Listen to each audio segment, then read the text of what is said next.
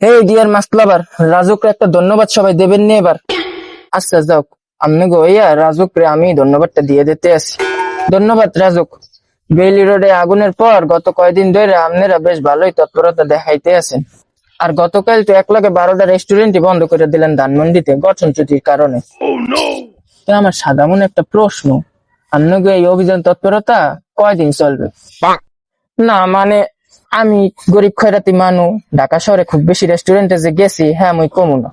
তো এইসব কাশিবাই সুলতানগঞ্জ সহ যে কয়টা টুকটাক রেস্টুরেন্টে মোর যাওয়ার সৌভাগ্য হয়েছে আর বেশিরভাগই কিন্তু বেইলি রোডের ওই গ্রিন কোজি কটেজের মতোই অবস্থা।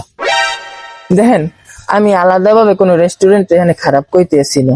এমনকি বেইলি রোডের ওই আগুনে কাশিবের ক্যাশিয়ার না জানি ম্যানেজারও নাকি ইন্তেকাল করছে। ইন্না লিল্লাহি ওয়া ইন্না ইলাইহি রাজিউন।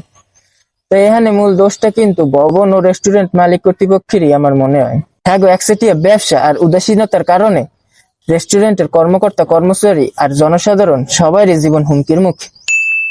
তো কথা হইলে ঢাকায় রেস্টুরেন্ট কন আর বিল্ডিং কন, কোনো কিছুই তো রাজুকের অনুমোদন ছাড়া হয় না।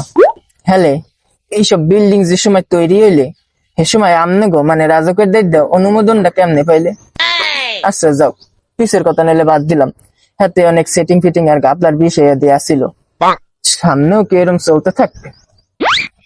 এইসব দুর্ঘটনার পর আপনারা বড় মেয়ারা কয়দিন বেশ ভালোই অভিযান তৎপরতা শুরু করেন। এরপর কয়দিন পার হইলে এই তৎপরতা সুন্দর মাটির লাগে মিশে যায়। কিন্তু এইসব দুর্ঘটনায় যারা হতাহত হয় তাগো জীবনে কিন্তু সারা জীবন এই দাগ থাকতে যায়। আর এই দাগের অভিশাপ আপনাকে বড় মেয়াগো উপরে কিন্তু সারা জীবন ঝরতে থাকে। মোর বইনের ওই দিন ওইখানে থাকার কথা ছিল, এই কথা চিন্তা করলে এখনো সারা শরীরে কাটা ফোরায়।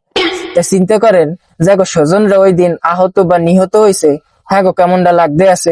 আপনারা রাজকে যারা বড় মেয়ারা আছেন, এইসব ক্ষতিগ্রস্ত মানুষজনের অভিশাপে যদি কোনোদিন আপনাকে পরিবারের কেউ এমন অবস্থা শিকার হয়, সে সময় কেমনটা লাগবে একবার চিন্তা করেন। সুতরাং রাজকের দ্বারা একটা আবেদন, আপনারা যে অভিযান তৎপরতা শুরু করছেন দয়া করে এটা বহাল রাখেন, থামাইয়েন না।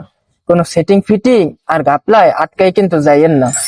আর পাশাপাশি যারা বাংলাদেশে ফুড ব্লগার আছেন, হেরাও রেস্টুরেন্টে খাওয়ানোর রিভিউ দেওয়ার লগে লগে এইসব সেফটি ইস্যু গুলো যদি মানুষের মাঝে তুলে ধরতেন, তাহলে সমাজে সচেতনতা আর একটু বাড়লেও বাড়তে পারতো।